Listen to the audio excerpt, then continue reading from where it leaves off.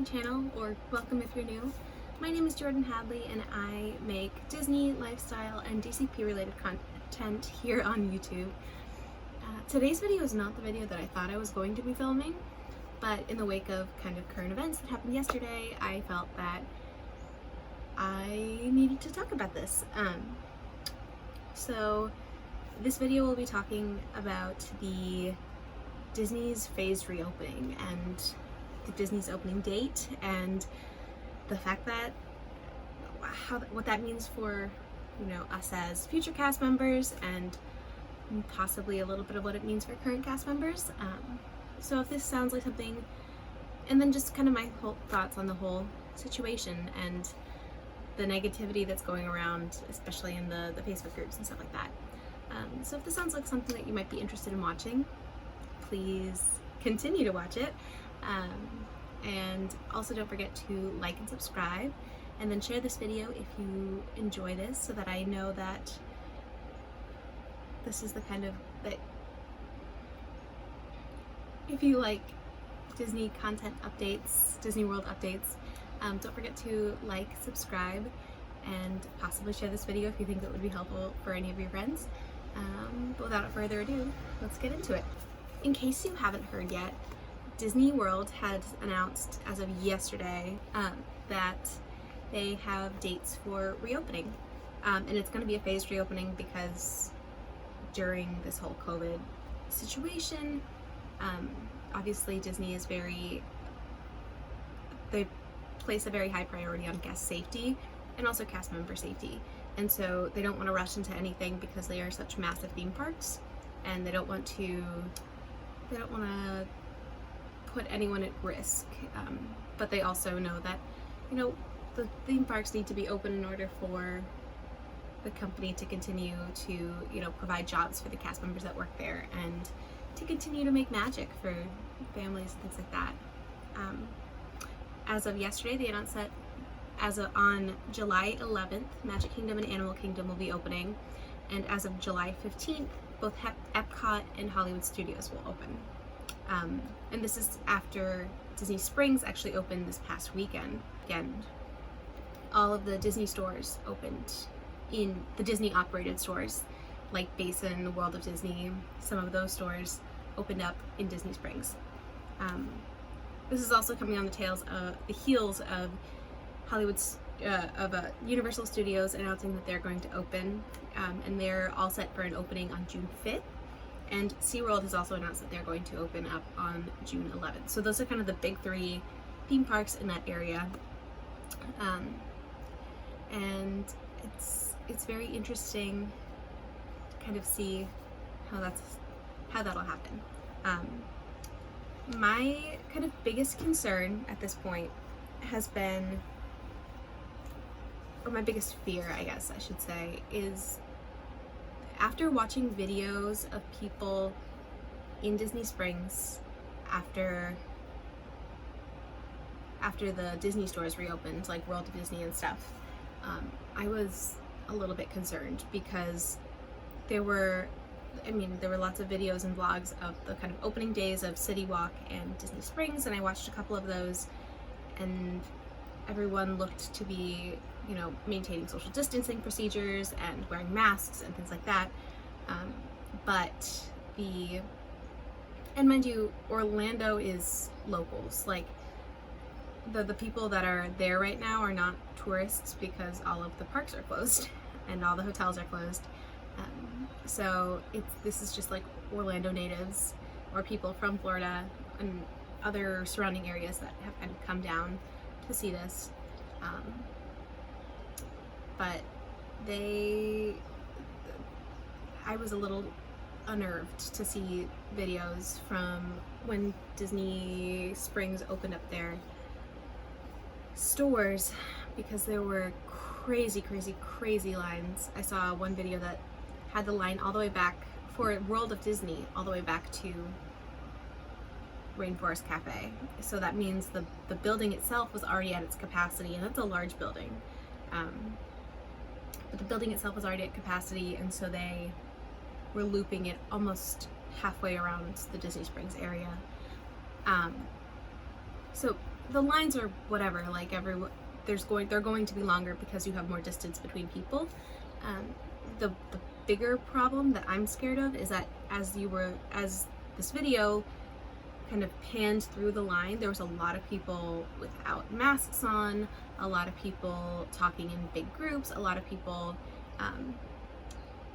who were not related or didn't appear to be related that were, not maintaining social distancing, which is really scary because Disney's, as it's unleashed this whole plan for their phased reopening, it's nerve-wracking to a lot of us that there are going to be humans that don't respect social distancing and then completely ruin, and they don't respect social distancing and they do what they want, and then because they feel entitled because it's their vacation and they're spending a lot of money, which I understand, but there's going to be a lot of people that just kind of disregard or disregard social distancing procedures once they're in the parks, and then it becomes kind of a place where COVID can fester, and that's scary as someone who wants to work there. Yeah.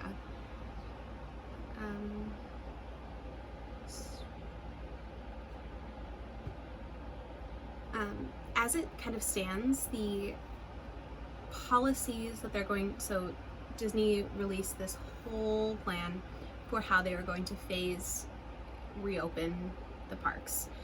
And so starting on July 11th, Magic Kingdom and Animal Kingdom will have a half capacity.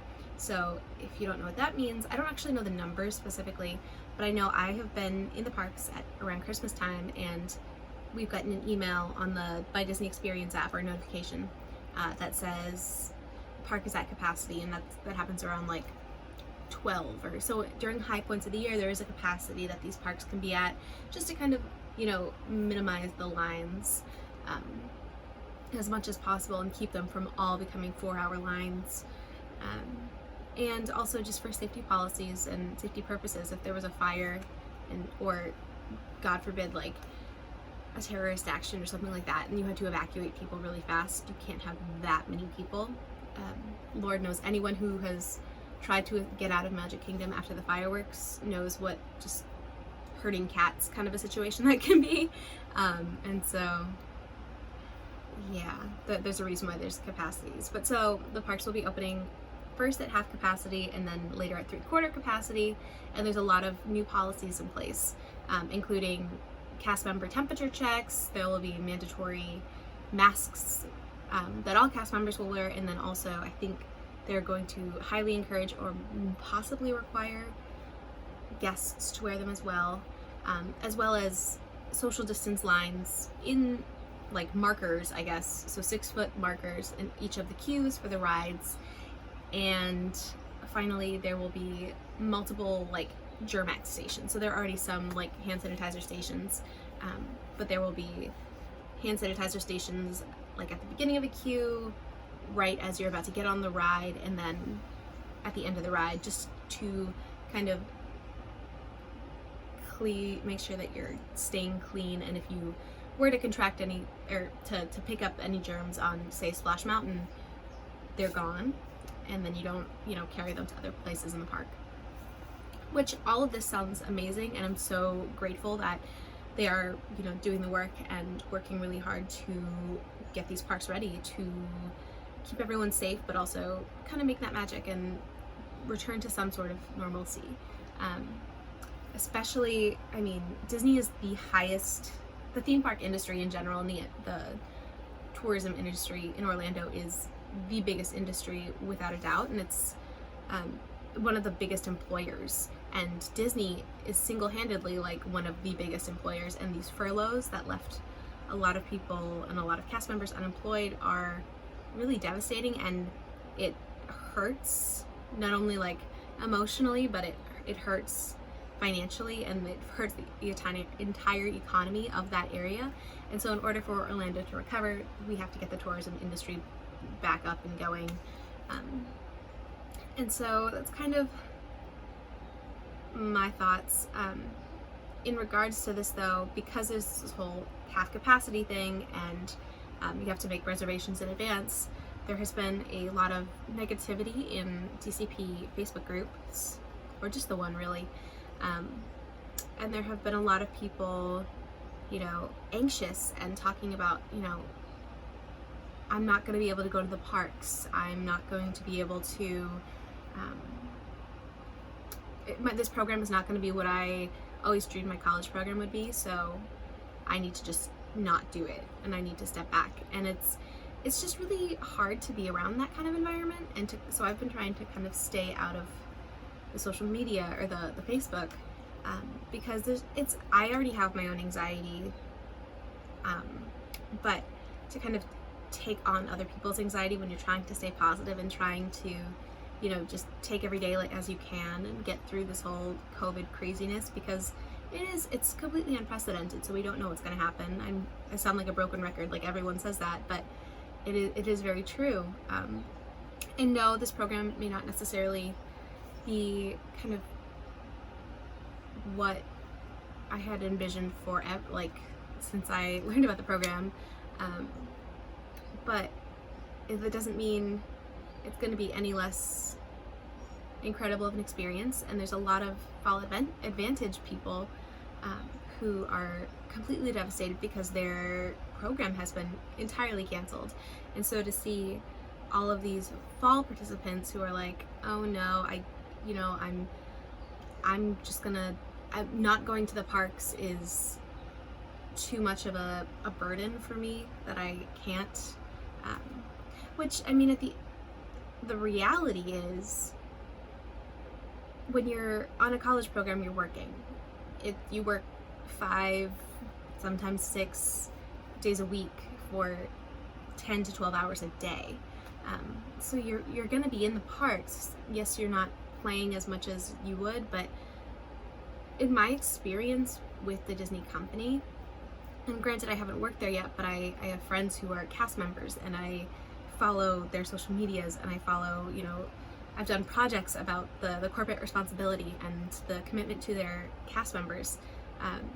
And just to see, in my experience with Disney, they take care of their people. And yes, we might not have, yes, it's an inconvenience to have to schedule when you're going to go to the parks, but you would be kind of scheduling when you go to the parks anyways, because you schedule it around when you have free time.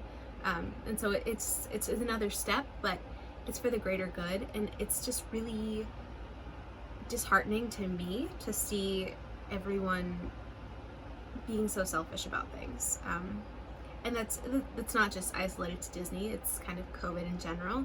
But there's definitely been a lot of selfishness and a lot of entitlement. And I think in a time when everything is unknown, the only thing we can control is our own actions, and kindness doesn't cost you anything, and it makes not only your own mental health better, but it makes the mental health around you, of those around you, better, because you're not causing them unnecessary stress or hurting their feelings, which sounds so trivial, but there's been a lot of that.